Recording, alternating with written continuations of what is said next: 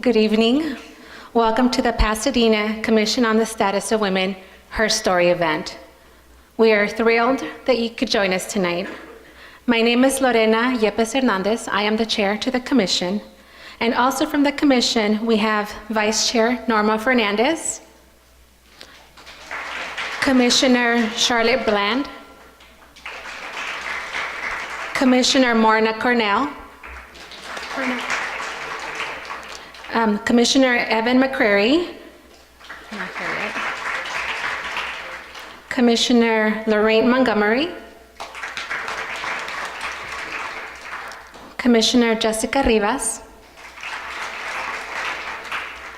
and Commissioner Ann Wolf. Our dear friend, Commissioner Nichelle Holliday, could not be here with us tonight. Unfortunately, her mom passed away yesterday. And I share that because we know that many of us are friends with the family, so we just wanted to share so we can pass along our condolences.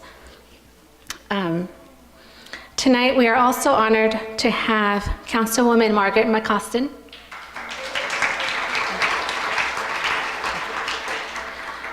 District Representative Dominic Corey from Senator Portantino's office, District Representative Teresa Lamb Simpson from Congressman Schiff's office,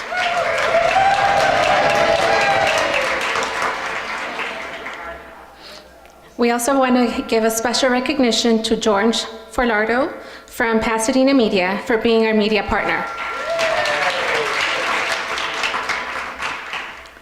In addition to all these fabulous people, we count with the presence of over 25 organizations that have partnered with us today to make this event successful. There are two additional sponsors that were not listed in all the print, and so we just want to give recognition to the Student Equity Office at PCC and the Flint Ridge Foundation. So the Commission on the Status of Women's mission statement states that the purpose of the commission is to advise the council on special needs and concerns of women of all ages, races, religions, ethnic and cultural backgrounds, and economic and social circumstances. Today, we are gathered here to recognize and honor our local heroes for Women's History Month, or HERstory Month, as the Commission on the Status of Women has named this event.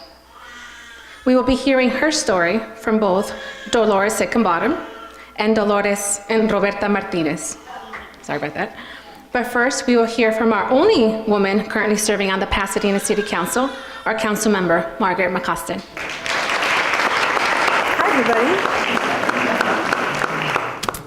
It's so nice to be back here. I am remembering last year when I came, and we were fresh off the first Women's March, remember? And we were all so excited, and I said, oh my God, we have a sexual predator, misogynist in the White House. And I forgot to say racist, okay? So just want to clear that up. So that's corrected. Liar. But yes. I only have so many minutes, so yeah. So anyway, but I was thinking about it, and I thought, after that first Women's March, hi Jackie. This is the year after that march. This is the year that women really moved into action, right? We were, our hair was on fire, and we were sad, and we were scared, and we were frustrated, and we took our frustration and our sadness and our anger and our money, and we did what women do. We got to work, right? So I just have a few little numbers I want to share. A record number of women are running for office in 2018. 326 non-incumbent women are running for House seats. Yeah, that's great. 38 non-incumbent women are running for the Senate. In the 2016 election cycle, 920 women reached out to Emily's List for information and assistance about running for office. This year, over 30,000 women have reached out to Emily's List. So, as I say, it's a new day. And women are coming into power, and things are changing. So the Time's Up initiative, which came from the Me Too movement, tells us that 1 in 3 women between 18 and 34 have been sexually harassed at work. I'm not going to, anyway, yeah. 71% of those women say they did not report it because that's the way things were. But things are not like that anymore. So when I say we got to work, the Time's Up legal fund, for example, you know, all those women, they did something. And they have raised over $21 million in 2 months for a legal defense fund for women who don't have the funds to fight for their rights. So women are doing amazing things, and it's out of a time like this. It's when women, the worst things happen to women, that women rise up and do the best things. And that's where we are today. So I think it's actually a wonderful time to be a woman. It's very exciting between the youth movement, the women's movement, the sort of progressive movement, the empowerment that we see people feeling all over the country. It's a really, really exciting time. So I'm very proud to be a woman, and we should all make sure we do everything we can to support and help all the women we know in whatever endeavor it is they choose to do. So I am delighted to be here again this year to support the work of the Commission on the Status of Women and the women that we support here tonight. But I do want to remind everybody, it's a new day. So thank you very much.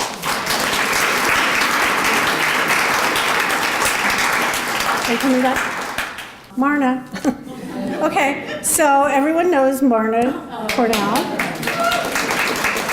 I'm just going to introduce this speaker. Okay, but I'm going to introduce you because she's been such a power on the commission and also in her neighborhood. Marna's a constituent of mine, and she lives on one of the power streets that have a bunch of very, very active women. So anyway, thanks for inviting me, Marna. Thank you. Thank you. We are so lucky to have Margaret on the council. We are so lucky. Jackie was here. She was with her cute little baby. She formerly was on the council, and we're going to hear about more other women, but not a lot on our city. Okay, I'm just here for a couple of minutes, and we have 2 wonderful speakers, and that are going to tell their stories that we're here to honor. And my job is just to introduce briefly Dolores. I'm not telling her story, that's for her to tell. But I just want to tell you what Dolores does for me. She makes my heart sing. She makes me just so proud to be part of her community. She is inspiring, she is lovable, and you know they say the world is run by the people who show up. And Dolores has shown up and shown up and shown up. Give her a big welcome for showing up again. Thank you, Dolores.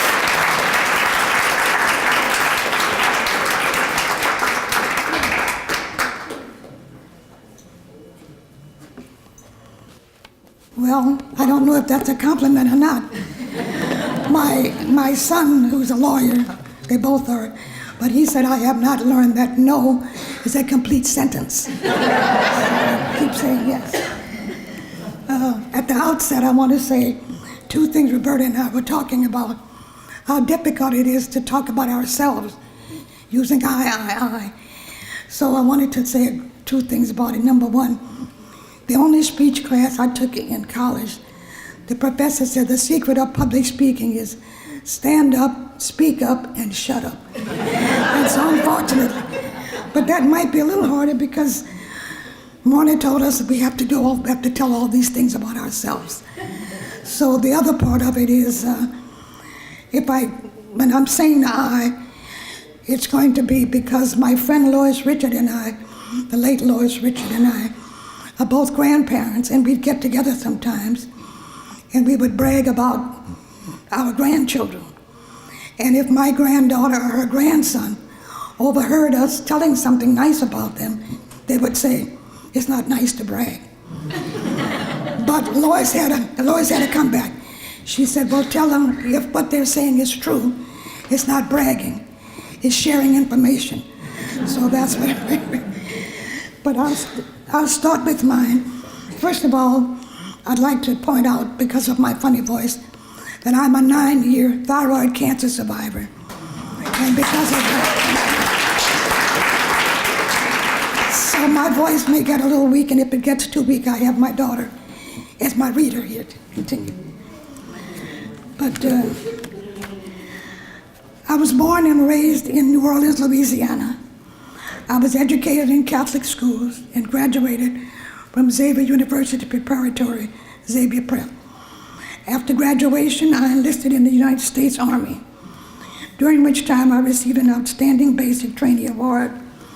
I was assigned to Fort Ord, California, where I met my future husband, Elby, then a young officer having served overseas in World War II. Walking past him one day on base, oblivious to him, his uniform and rank, I failed to acknowledge him. He then asked me sternly, don't you salute officers? Thus he reminded me about this requirement, and I did so. Years later, I got my vengeance though. Years later, when his older sister, Verdi, who outranked him as an Air Force officer, would visit us at Fort Ord, and he was in uniform and she in uniform, he had to salute her. And I must say, he would try to avoid her in uniform and avoid saluting her. However, he was extremely proud of her, and I want to talk about her.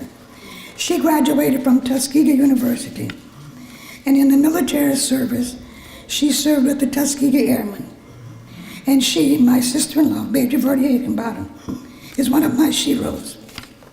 Graduating from Tuskegee Institute during the time of Booker T. Washington with a degree in English, she returned to Pasadena with plans to teach. She and all her siblings had graduated from John Muir High School and had attended Washington and Cleveland. Yet no blacks were being hired as teachers in PUSD at that time. So she returned to Tuskegee, Alabama, and taught elementary school in a small town, Lanier, Alabama. When the Tuskegee experiment launched there, she was intrigued and joined the Army Air Corps. Subsequently, she was among the first women officers commissioned in the regular Air Force. During her career, she served as operations officer for the Tuskegee Airmen, 332nd Fighter Group. Many of the airmen with whom she served were among the 16 original. I may have some of this water after all. I said hot water, but I guess I'll have some of this. Thank you. I just thought it was important to tell her story because she's no longer with us. Many of the airmen she served with were among the 16 original Tuskegee Airmen who rode in the 2010 Rose Parade float, honoring their service. A cut above, as a member of the Los Angeles chapter of the Tuskegee Airmen Inc. in Pasadena, Legion 13, I was pleased in playing a role in honoring these heroes. They earned the Mayor's Trophy, the former Mayor Bill Beauregard himself, an Air Force captain. I would like to add that I'm still a member of the Los Angeles Tuskegee Airmen, And all of these 16 men were all in their either late 80s or 90s. About 6 of them have died. But what you might want to know about them is that they told me when they turned on Colorado Boulevard and saw everybody standing up, they were overwhelmed. They could not believe it. Now, these are men who were fighter pilots, and many of them had, well, one was the intelligence officer. And I will tell another story about that.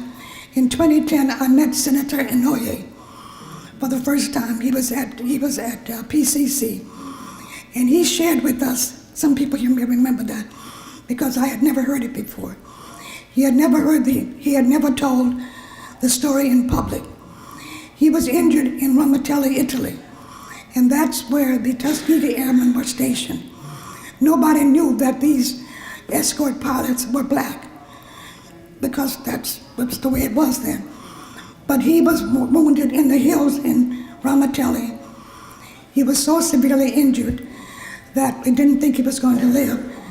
There was such anti-Japanese sentiment that none of the white soldiers would give him a transfusion. When he got down to the field hospital, he was almost dead. When he told, they just called the chaplain in. And he said, no, I would like to go ahead and try just having my arm amputated. But there was none of the whites who wanted to give him a transfusion. The Tuskegee Airmen gave him a transfusion.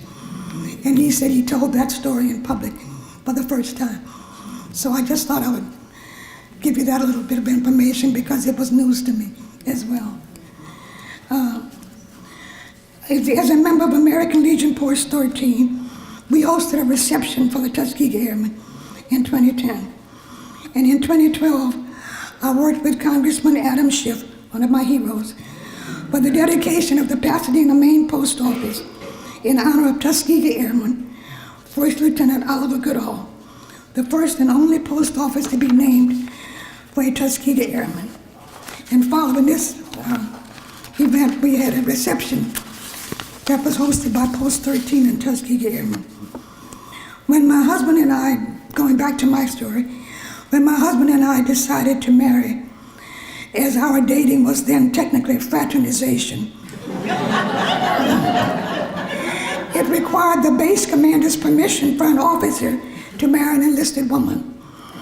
And I must say here, we have a friend, Reverend George Van Alstyne, who can be quite cut up at times. He told my husband once, he said, you know, you outranked her, but she outflanked you. Well, then as a first lieutenant, my husband was assigned to the General Subjects Committee, which processed all recruits who received weapons training, military code of conduct, and according to Ray Cartinas, his assistant, how to crawl under a barbed wire fence and not get cut. Later on, of course, Ray became superintendent. And because he too was a Pasadenan, as was my husband, he would ride home with us. And we had a good time with that. Also serving in that company was Clint Eastwood. My daughter had no problem with that. But the fact is, he was there. Right. But he was there as an instructor. Ray, being a Pasadenan, he would often come with us to ride. He was my daughter Anne Marie's first babysitter. And he told me to tell that. While at Fort Ord, my daughters Anne Marie and Leslie were born. We were then assigned to Schofield Barracks in Hawaii, where Elby Jr. Skip, whom you probably have been seeing in the paper, was born. After tours in Fort Benning, Georgia, and Fort Leonard Wood, Missouri, we moved to Elby's hometown of Pasadena, where my son John was born at Huntington Memorial Hospital. Let me get some more water. Thank you.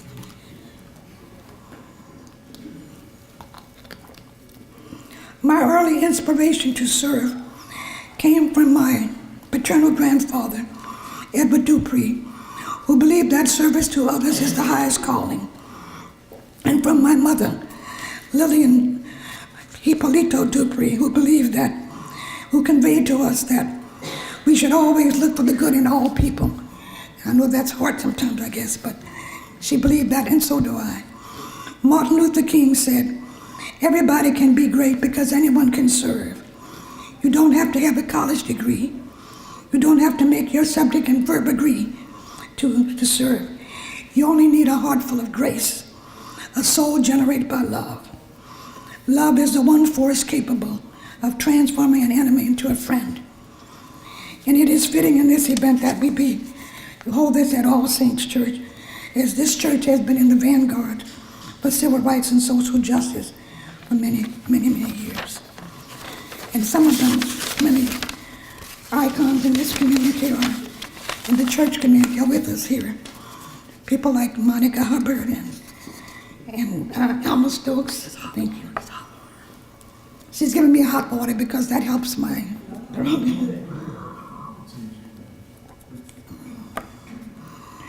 According to a quote from Monica Hubbard's Pasadena Women's Network, there is no power greater than a community discovering what it cares about. So in telling my story, I look to the heroes and sheroes that we've had among us.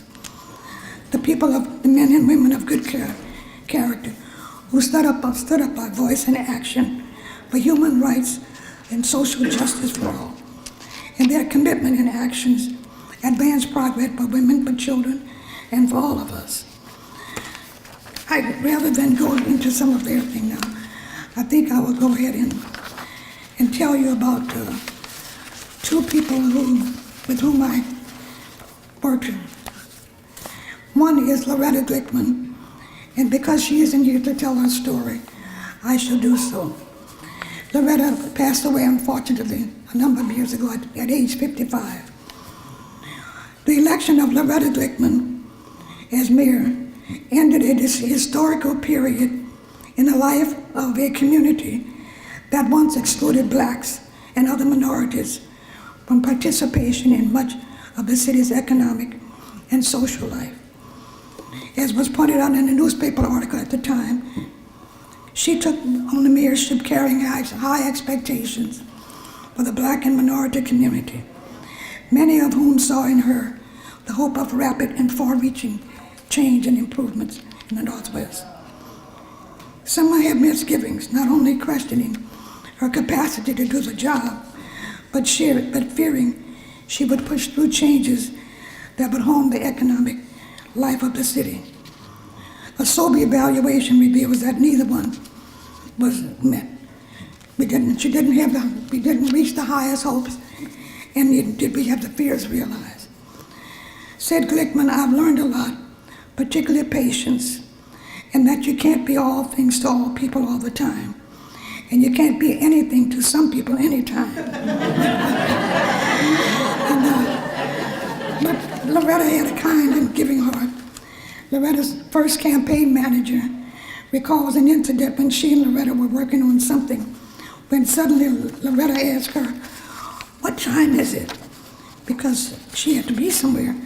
So Pat said, where do you have to be? She said, Dodger Stadium. And Pat said, for what? And she said, I have to be at Dodger Stadium to sing the national anthem. And as Pat knew at the time, and I concur, people were constantly asking Loretta to appear, and she never said no. Mac Robinson, the brother of Jackie Robinson, summed up Loretta's tenure as mayor and said, I would like to see the city give her the credit for what she has done, and not for the things that did not get done. It would take the cooperation of all of us, and we're not going to get any until that situation is applied to the whole city.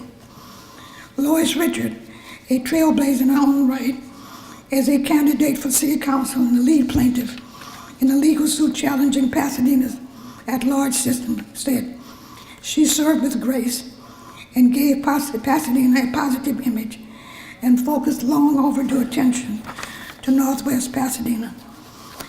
But there are some humorous things to tell about Loretta. Loretta was vivacious, charming, and charismatic.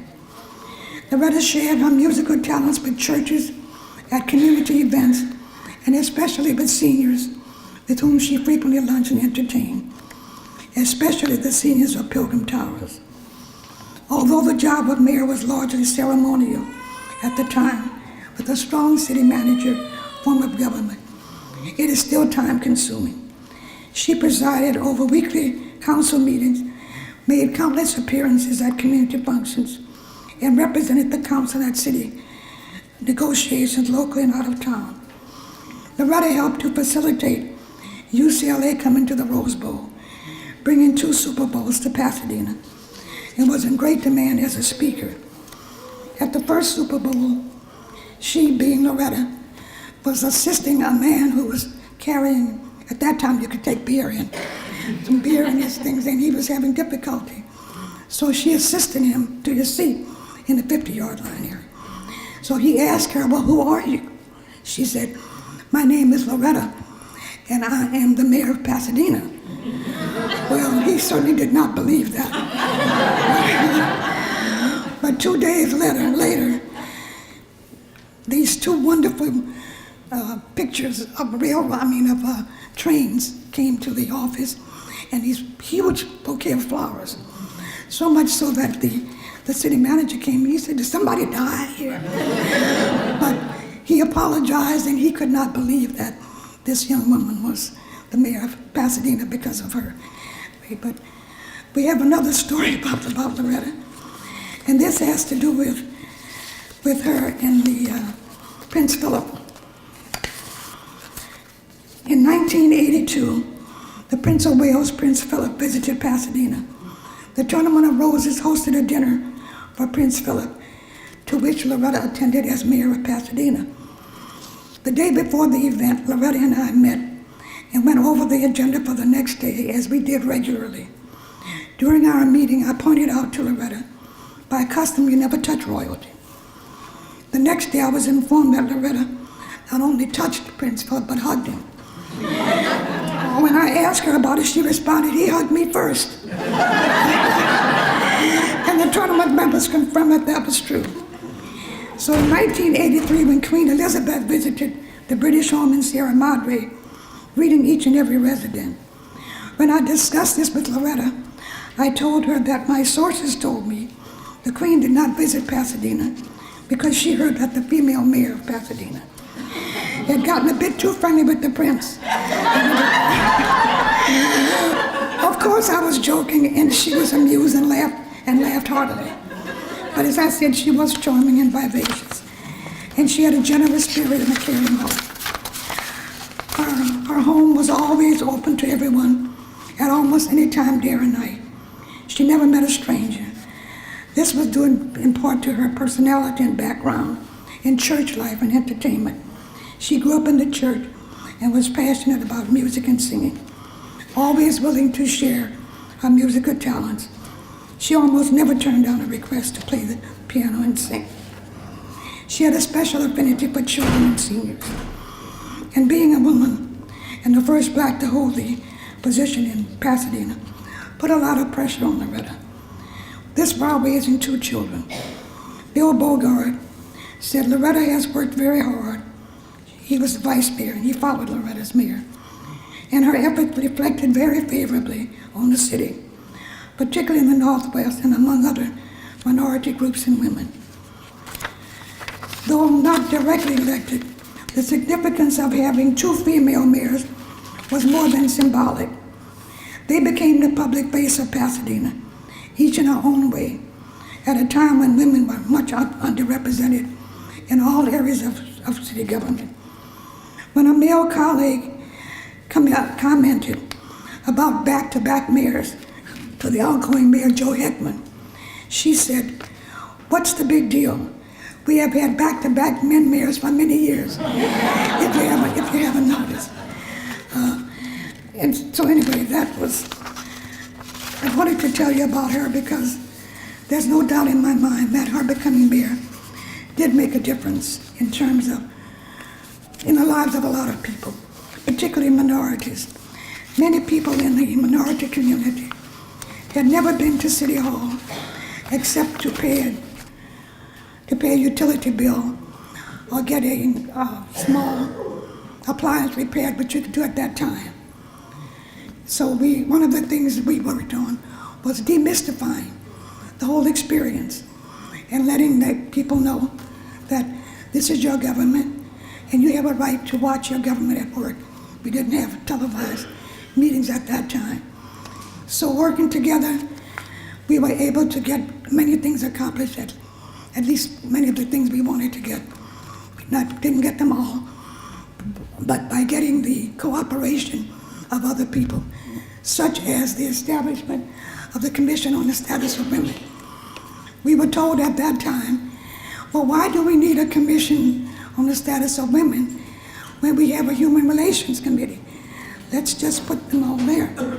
Well, that didn't go down well with us, nor did it with women I spoke to in the community.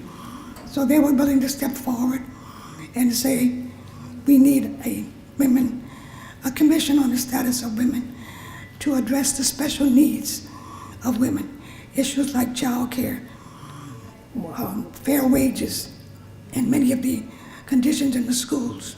So we were very delighted when we got the unanimous vote. And I think the men who came around realized, just as someone said, they may not do, maybe they're not capable of other things, but they can count. And they saw who was there and how many. Just as the city manager used to tell me, he said, every week I have to go in and know that if at some point they're going to count to 5, well, I might be leaving. So anyway, some of the accomplishments that I'm especially proud of, remember, I'm not bragging, I'm sharing information. I tell you is that we were able to work with many groups with different backgrounds. We worked especially hard with El Centro de Acción Social to get the money that was needed for the renovations there. And that was not always easy, but we got it done by working together and by coming together at the common good. Years ago when I met Ron Dellums, he told me one of the most moving experience he had was when Cesar Chavez visited him in Washington. And he said, I am not African American, but your fight is mine. Because if they come for you in the morning, they'll come for me in the afternoon. So that was one of the ways that we did. We also are proud of the fact that we worked closely with Union Station to get their location on South Raymond. There were many objections to that, but we were able to overcome it by getting people of goodwill and people who had a social conscience to get those things done. Well, I don't want to take up, I don't know how much time I've taken. Roberta is telling me she's egging me on. Go on. That's my professor, if he's watching, he won't like this because I forgot to shut up part. I'll watch your back. Oh, you watch me back? Okay. Okay, well, anyway, I was going to say that there are many changes that have happened this year, just as Ms. McAustin pointed out. As a veteran, one of the changes I saw this year with the American Legion Post 13 was the election of the first woman national commander for the American Legion, which is 100 years old. The first woman in 100 years. And the American Legion is the largest veterans organization in the country and in the world. So I see signs of hope, but we do need to all work together. I was also going to read for you some of the things something in particular that struck me. I know that people working together can get many things done. And that's why I like the idea of my mother telling me, you have to look for the good in people. And of Martin Luther King saying, love is the one characteristic that will bring your enemy along with you. Barbara Jordan, as you know, was the keynote speaker and you see how disorganized I am, unlike Roberta over there, at the convention I'll just find the date here. Anyway, she pointed out that we have a common destiny and that we needed to come together and see how we could work for the better what she called the common good. And I felt that what she said was very prophetic at that time, and also followed by Barack Obama giving his speech at the convention, the Democratic National Convention. And trust me, I do have it here somewhere, but not being the best organized.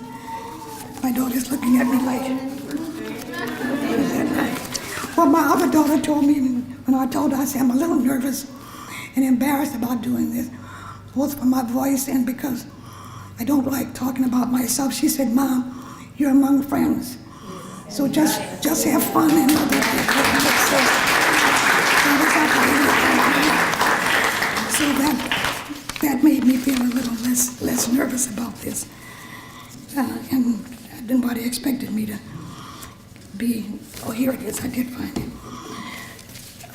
In Barbara Jordan, as you know, was a very courageous congresswoman, and she said in the summer of 1976, "We are a people in search of a national community. We are a people trying not only to solve the problems of the present, but we are attempting on a larger scale to fulfill the promise of America. We are attempting to fulfill our national purpose, to create and sustain a society in which all of us are equal. A nation is formed by the willingness of each of us to share in the responsibility of upholding the common good. We must define the common good and begin again to shape a common future."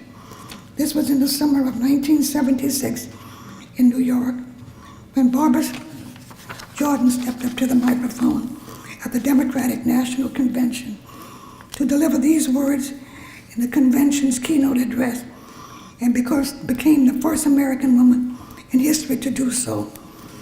The summer of 2004, when Barack Obama, U.S. Senator from Illinois, delivered an equally prophetic and brilliant speech at the Democratic National Convention, in which he called us all to the same challenge that Barbara Jordan had decades before. For alongside our famous individualism, I'll get my hot water this time, there's another ingredient in the American saga, a belief that we are all connected as one people. If there is a child on the south side of Chicago who can't read, that matters to me, even if it's not my child. If there is a senior citizen somewhere who can't pay for their prescription drugs and having to choose between medicine and rent, that makes my life poorer, even if it's not my grandparents. If there is an Arab American family being rounded up without benefit of an attorney or due process, that threatens my civil liberties. It is that fundamental belief that my brother's keeper, that I am my brother's keeper, and my sister's keeper, and that makes this country work. On January 20th, 2009, when Barack Obama was sworn in as the 44th President of the United States, he became the leader of a newly empowered national community and led us forward on a journey toward the real American dream that Dr. Martin Luther King and Barbara Jordan and all Americans who desire to uphold the common good, that of striving to be our brother's keeper, our sister's keeper, and ensuring the equality of all members of our richly diverse family. I was going to call out some people who I felt in the past who aren't here, to just tell you what the impact they had on my life and on the life of Pasadena. The League of Women Voters was one of the first organizations as a military wife when my husband was deployed to Korea that I joined. And I was mentored by June Owens, Lee Hines, Marge Wyatt, June Owens, Marge Wyatt, Marguerite Ernstine, and others. And what I especially liked about that was they were willing to mentor me in ways that to have me get a better appreciation for citizen participation and for an informed citizenry. and for having open government, and for having people able to go down and address their city council. I remember one time when June Owens and I met with a couple of members of the city council, male members. They accused the League of Women Voters of not being nonpartisan. And we said, well, we're not nonpartisan. We're not being partisan. I said, we're nonpartisan, but we're not non-political. And so that was not something that he particularly cared for. But anyway, I think I will end my part of it by simply relating something rather than going through some of the names here. I will just tell you about two things. I'm always inspired by inspirational words. The first one I have is the Cherokee Nation, Native American 10 Commandments. Trust the earth and all that dwells therein. Treat it with respect. Remain close to the Great Spirit God. Show great respect for your fellow beings. Work together for the benefit of all mankind. Give assistance and kindness wherever you can, wherever needed. Do what you know to be right. Look after the well-being of mind and body. Dedicate a share of your efforts to the greater good. Be truthful and honest at all times. And take responsibility for your actions.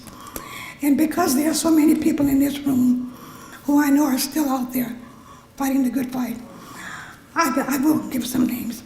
I see Joe and Ruthie Hopkins, I know, who have the only African-owned newspaper that publishes on a weekly basis and points out things that need to be addressed.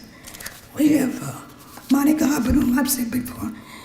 We have Juanita Tillman from the NAACP and the Lynx, and the Delta Sigma Theta. And these are people who, Dr. Jeanette Mann, who has worked tirelessly on the issue of foster care kids. I say that because it is true that, just as Martin Luther King said, everybody can serve. And I point out some of those people because I know there are many people who work behind the scenes, work quietly behind the scenes, and their efforts are not recognized or even appreciated when they are. But I know it makes a difference. So I will finally end this time. If the professor's there, I'm getting ready to shut up. And I'll end it with something that inspires me. It's Mother Teresa's Anyway poem. People are often unreasonable, illogical, and self-centered. Forgive them anyway. If you are kind, people may accuse you of selfish, ulterior motives. Be kind anyway. If you are successful, you will win some false friends and some true enemies, but succeed anyway. If you're honest and frank, people may cheat you. Be honest and frank anyway. What you spend years building, someone could destroy overnight. Build anyway. If you find serenity and happiness, they may be jealous. Be happy anyway. The good you do today, people will often forget tomorrow. Do good anyway. Give the world the best you have, and it may never be enough. But give the world the best you've got anyway, because you see in the final analysis, it is between you and God. It was never between you and them anyway. Thank you.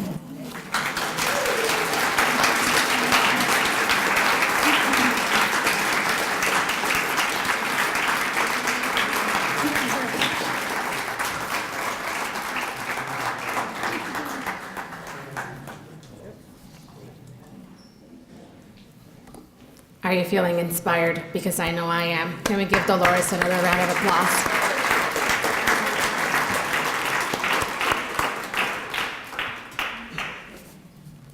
Thank you. Thank you for sharing that with us. Thank you for sharing your story. Our next honoree is Roberto Martinez. And Marna gave me the same instructions, just keep it brief and to the point. But I wanted to make sure I said a few things I wanted to not forget. I'm honored to introduce Roberta as she exemplifies the role of a leader, a role model, and a community activist. Roberta is a published author, a historian, a producer, and the list of her accomplishments and recognitions is extensive. She's courageous and has been doing the work, boots on the ground, for many years. I have the pleasure to know Roberta for quite some time now, and every time I meet with her, I'm ready and eager to do more work. Roberta understands that the best way to move forward and take control of our future is by learning and understanding our past, where we've been, the historical significance of people, places, and events. Roberta is an influential Latina from Pasadena, and we are fortunate to have her giving back to our community. I am humbled to introduce her and also to call her a friend. Ladies and gentlemen, Roberto Martinez.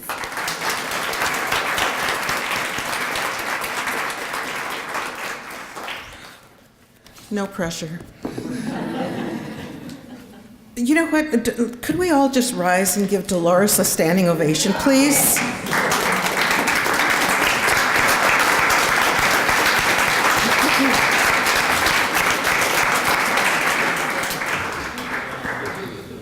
So there are two things I want to mention before I get going into my story, which is it feels really weird. Dolores and I actually are very similar in that when I'm usually speaking in front of a group, I'm talking about the people whose pictures you're seeing, the history that's taking place, and not about me. Neither of my kids believe that I'm shy, but I really sort of am, because if you think about it, you probably don't know a lot of details about me. I should mention while I'm up here two things. The first that Dolores and I both shared is that we're both cancer survivors. The grace of God, good beings, or good genes, however you want to look at it, because I have buddies that are atheists too. But the reason I mention that is because I think one of the things when we have health issues happen to us, it's good to remember that we can move on. However we might be limited, if the spirit is there, if our body can help us moving forward, if we have the love and the support of our friends and our family, we move on. And I know that neither one of us would be where we are today were it not for our friends and our family, and I thank you for that. I should mention, well, I'm going to get all weepy, it turns out. I should mention while I'm up here how blown away I am by the thought that I'm being recognized at the same time as folks are recognizing Dolores Hickenbottom. Dolores and I got to know each other when we met at the funeral mass for Marco Fireball. We spent the day together. I loved to drive. Dolores didn't want to have anything to do with it, and we had to go way out to Rose Hills, so we had time. He was a man who, like Dolores, was politically astute and whose political motivation was driven by doing what's right for all, especially the underserved. It is an honor to be with her tonight, and an even greater honor and privilege to call her my friend. Thank you, Dolores. So, when people ask me what I do, I'm often not sure what to say. I have to admit that activist is not the first word that comes to mind. Advocate or teacher or writer or some other word might be in that place. Years ago, I asked my son for his suggestion, because he's really great with words, and he shared historical interpreter. I asked him what that meant, and he said, you study things and then you share them in different ways. And that gave me a license to just go off and do whatever I needed to do to get that history shared. He was brilliant and to the point, and I love him for that and so many more reasons. When people ask me how I came to do this work that they're looking at, as historical or writer or whatever, I have several different answers that I'll give depending on how well I know them and how long we have to talk, or whether or not the answer precedes my needing to write or present something, or whether they're being mostly polite. The short answer can be, I focus on people who are parts of marginalized communities. The three groups I mostly research are women, Latinos, Latinas, Latinos, Latinx, and worker peoples. I know the last grouping is just this side of cute, and I use it intentionally. People almost always react to it positively. And I think they react to this because most of them have family members who have been working class, who were working class, or they themselves were of the working class. They identify as such or connect with them, and they realize that folks that are doing that sort of work are those that are often unsung, doing unsung jobs that keep our civic and other public institutions running. I am a second-generation American. My grandparents all came from Mexico between 1903 and 1909. They and my parents lived a life that was surrounded by working-class experiences. My dad, Pete, was born in Los Angeles. He was a stinker. He was mischievous. He was the baby in the family. And he grew up in what could be viewed as a Dickensian sort of poverty. His father died by the time he was 9. My dad's mother struggled to provide for her children as best she could. She spoke only Spanish and she was illiterate. To provide for her family, she worked at a tortilleria, making tortillas by hand, one after another, after another, after another, for the length of her workday. My mom, Nellie, was born in El Paso, Texas, after her single mother came from Mexico. They lived in El Paso for a short time before they moved to Colorado. Her paternal line had family members who worked in the fields, in the mines, and at the steel mill in Pueblo, Colorado. Her maternal line had similar jobs, but they had the benefit of being literate. And then, as now, that made a huge difference in their lives. Dad spoke English to his mother, but the language of the streets of the time was English. She only answered in Spanish because that was her only language. Mom grew up surrounded by family that spoke Spanish and English. Her grandmother, who raised her, was born in the 1850s. Think about that. She was born in the 1850s. Social formality, rich in 19th century practices, was a part of my mom's day-to-day life. She could not go to a dance without a dueña being present.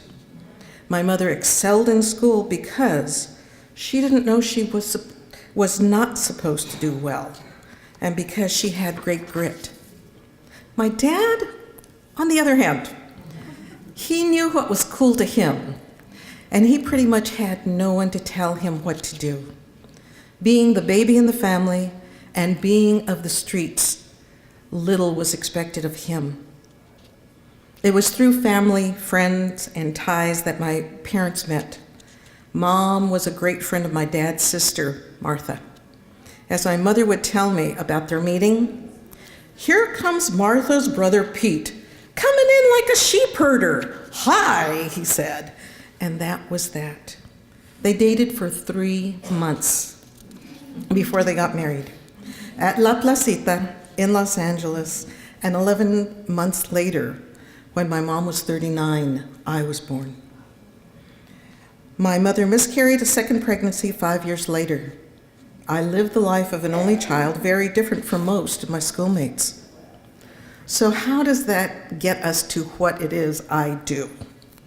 Well, both my parents lived through both world wars and influenza and the 20s and the Great Depression.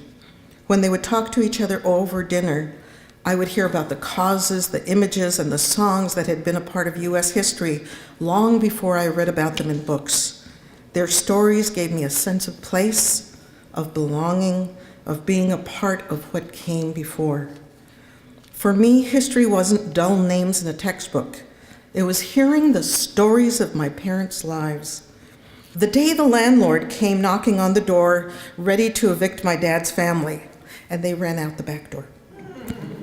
Or the day my mom played hooky and got in trouble because she had gone to see a minstrel show. The look on my dad's face when he talked about being stationed in Japan during World War II and wanting desperately to bring home a dog that he'd had as a pet. Or my mom talking with pride about knitting for the WPA. Their stories were oral histories. History was alive in our house.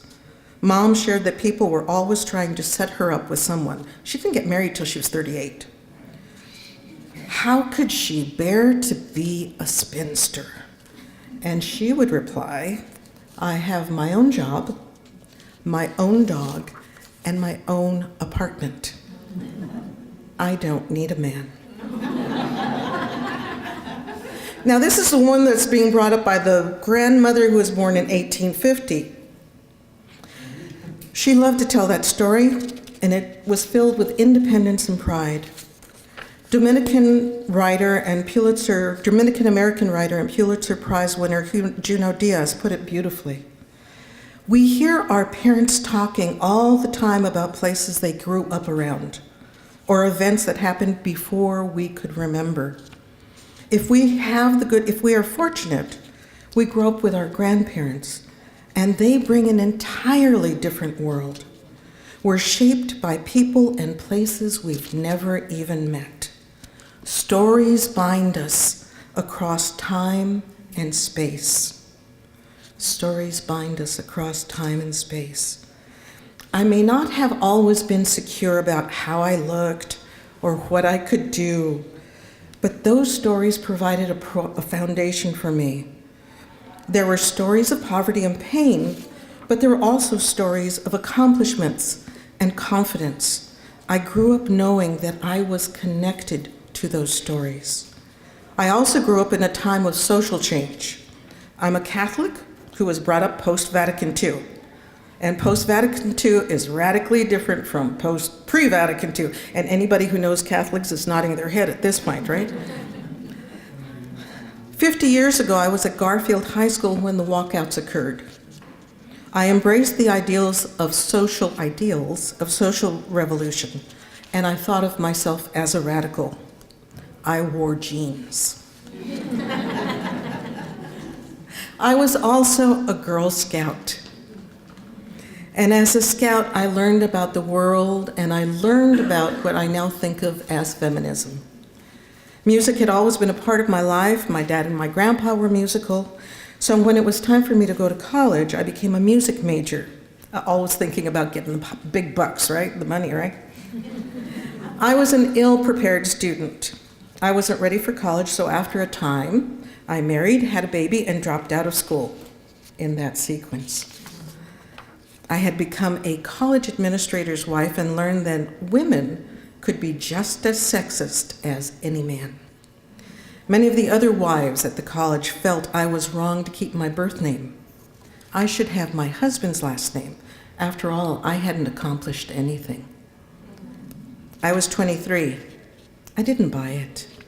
And many is the name tag I wore that had my ex's last name scratched out and Martinez written in pen. 6 years later, I was ready to go back to school and to leave my first marriage. And just when I was ready to date, boom, there comes James, the love of my life. I was going to be single. I was going to date.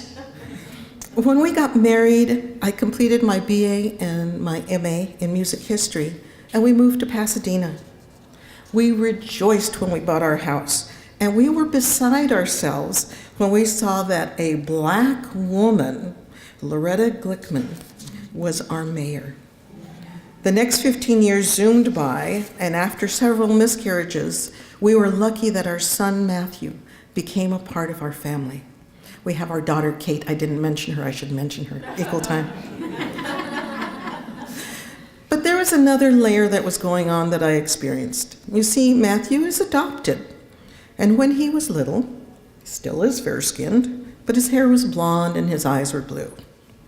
And one day a woman came up to me, who knew he was adopted, and asked me how it was that my husband and I had gotten a white child when there were so many white people who wanted to adopt. I answered, I don't know. I didn't know what to do with that. I was bothered by her comment, but had other things to think about. We would now think of this as a microaggression. At the time, I thought it was just rude. Over the next several years, I began to teach at St. Mark's in Altadena. It wasn't my academic training, but it did allow me time to be with our children and my aging parents. I taught preschool and Spanish as a second language to older elementary school children. As different as those topics might seem, they actually were both about cultural and linguistic acquisition in a school setting. I loved introducing the world to the children, and I learned so much as I did so. Our family had good times and rough times, and we traveled across the United States to Mexico and to Europe. I have to let you know that we loved Ireland just passionately. How could you not? As the children were growing older, I had a chance to work for the ADL in the A World of Difference program. I eventually quit teaching and for a while worked as a per diem facilitator. It was like earning another degree. It was a field of study that looked at bias, discrimination, and prejudice in its many forms. I learned about racism and the many other isms that can be just as powerful and just as painful. That idea that a person who is different is less than. Sexism, ageism, orientationism, all of these can be potent labels and can deny someone their full worth. It was about this time that I came to learn of something of the complexities of Pasadena. I'd learned about the past by reading the Star News, and it was exciting to learn something of Black history because you would often find it included in the paper. I wondered if Latinas and Latinos had ever been a part of Pasadena's history. Probably not. There was never any mention of them. It was a joy to meet Manny Contreras, who is an elder who I think is probably close to 90 at this point, who at the time was the president of the Pasadena Mexican American History Association. He shared stories with me. He shared pictures with me. He opened a door for me, and I began to meet so many of his contemporaries. I began to hear story after story after story, and I so wanted to share those stories. Then one day, my family and I were at the Irish parade. We had an Irish parade here, and it was on Green Street. We were there with about 1,000 people, and I thought that there were probably as many people who were in the city who would be interested in Latino heritage. And that's how the Latino parade came to be. That was the beginning of a 15-year journey that was filled with ups and downs. Among the downs, let me do the ups first. I always like to do the ups first. You give the sugar first, right? So among the ups was getting a chance to work with people I would have never worked with otherwise, to have opportunities to bring people in from every background, all of those isms, knock them out. They're gone. We're all working together and we're sharing, we're having a good time, and we're looking at what happened within the community, what happened within the world, and what specifically was happening in Pasadena. Everyone was welcome, except for people that were snooty and too full of themselves. They could leave.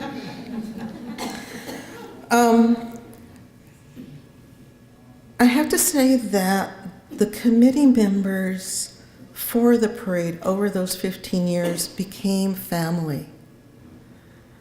We sweated together. There are people in this room who went under platforms to screw things in. There was the one time where we were all so close. We were at Washington Park, and there was a child that was missing. A notice was made. Everyone froze in position.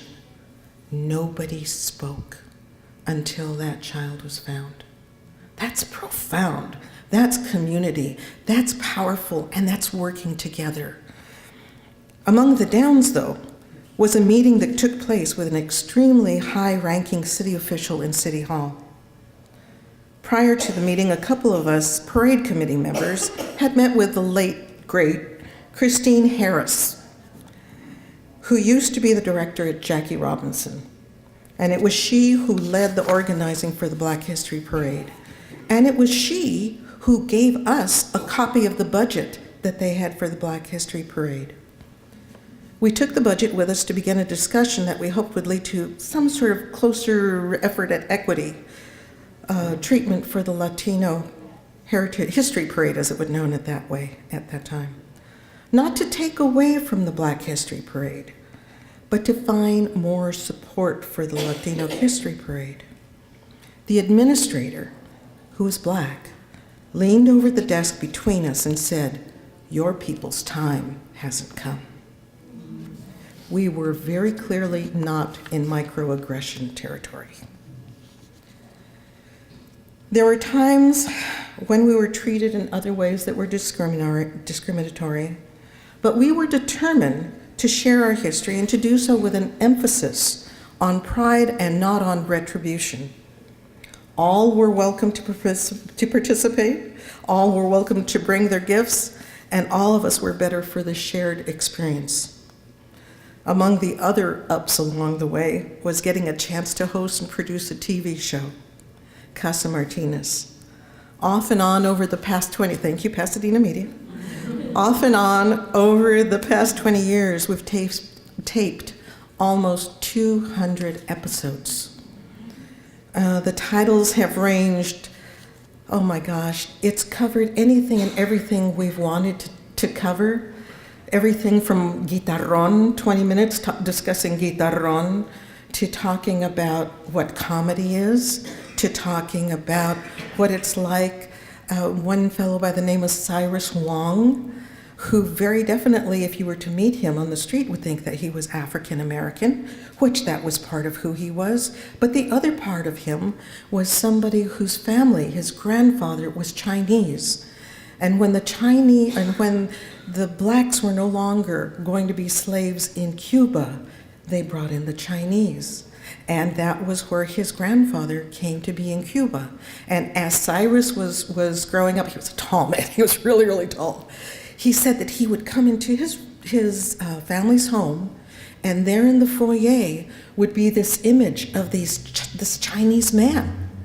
And he had no idea who that man was. So the complexity of our heritages is part of what we get to discuss on Casa Martinez. It's dedicated to exploring arts, culture, history, and identity, and we cover it all.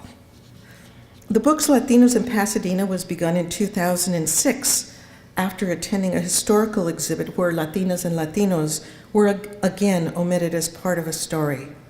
The book took a year to write, and almost all of the images are specific to the San Gabriel Valley. It was really important to me that we have our San Gabriel Valley images, not just Los Angeles images, even though I'm from East LA, included in the book. Images came from the Huntington Library, the Pasadena Museum of History, the other archives of great renown, and shoeboxes that held old pictures, and Xerox copies of pictures because they no longer had the original pictures. I've had the good fortune to serve on boards and commissions and task forces, and all of these things led me to decide that I needed to run for office. And I encourage any woman here, if there's a burning feeling in you for change, do it. And if it's not in your gut, support a woman who has that feeling. Because we don't have to agree with each other 1,000%. We just have to agree that they're there with a good heart, they will listen reasonably, and they're there for the common good. I lost the election by about 3%. I am so happy for that. We as a group, well, no, there might be some days where I'm really happy that I lost, but we as a group worked together. People who had never been involved in politics came together. We didn't have cell phones at that time, but if we had, they would have been sounding a lot. There's still a lot of work to be done.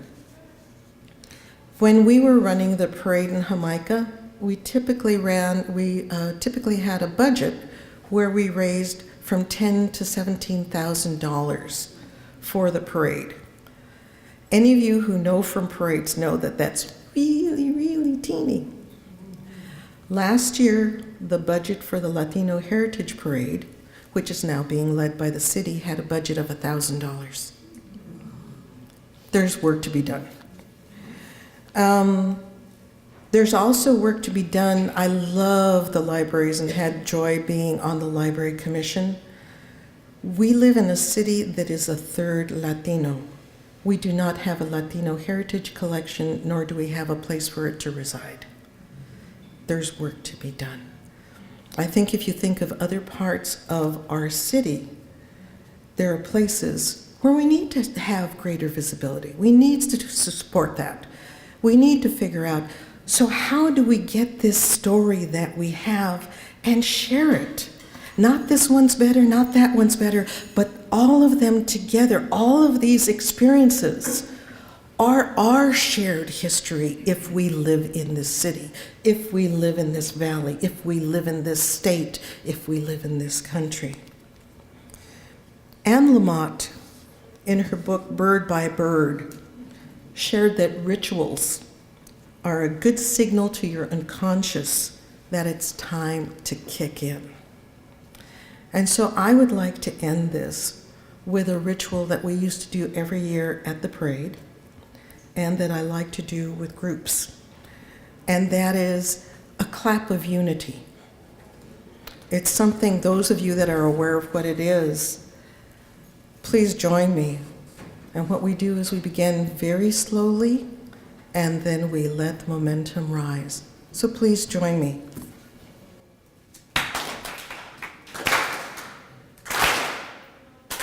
Feel each other.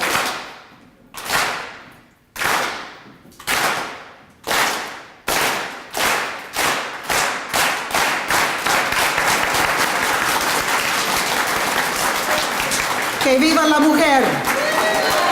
Que viva la mujer. Que viva la mujer.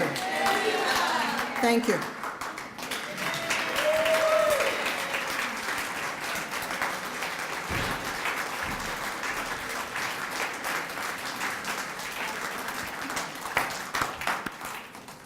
Thank you, Roberta.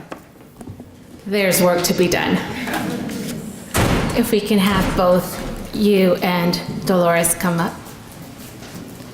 And Councilmember McCostin.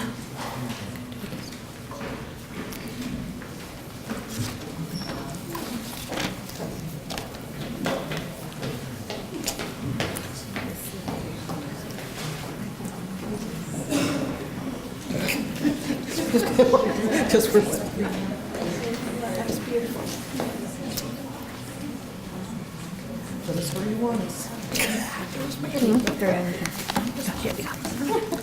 See, this is one more great thing about having women on the city council, more hugging, more kissing, much more friendly.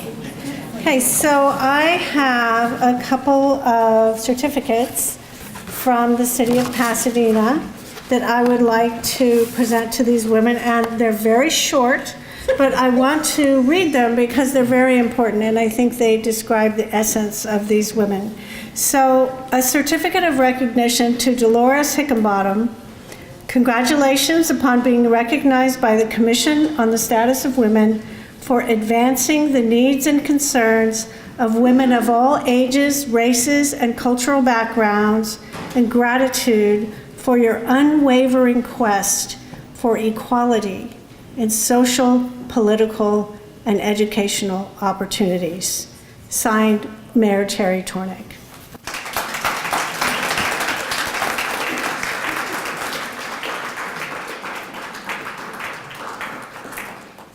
And Roberta. Congratulations upon being recognized by the Commission on the Status of Women for your work in drawing attention to the many contributions made by women of all ages, races, and cultural backgrounds to the betterment of Pasadena. By bringing light to the stories of so many, you have highlighted the richness of Pasadena.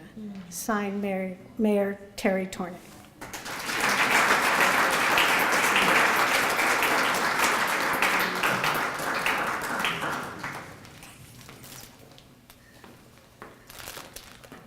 We also have certificates from the office of Senator Portantino. Is his representative still here? No, he left. We don't need to get it. So on behalf of Senator Portantino, we also have an award for both Roberta Martinez and Dolores Hickambottom.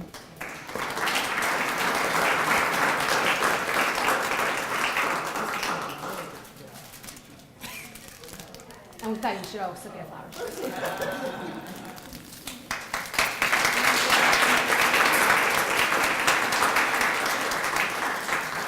And on behalf of the entire Commission on the Status of Women, we are honored to have you to inspire us and to work on the work that needs to be done.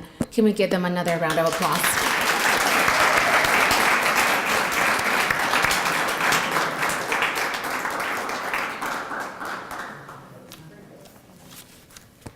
And before we close the program, I would like to do one more recognition. I would like to ask Commissioner Marna Carnell to please come up.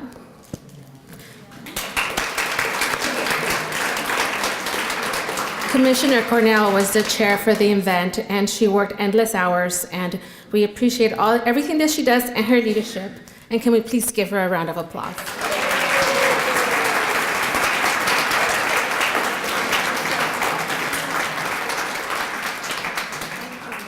Thank you, all of you. Thank you for showing up. They're showing us the way and we're going to follow.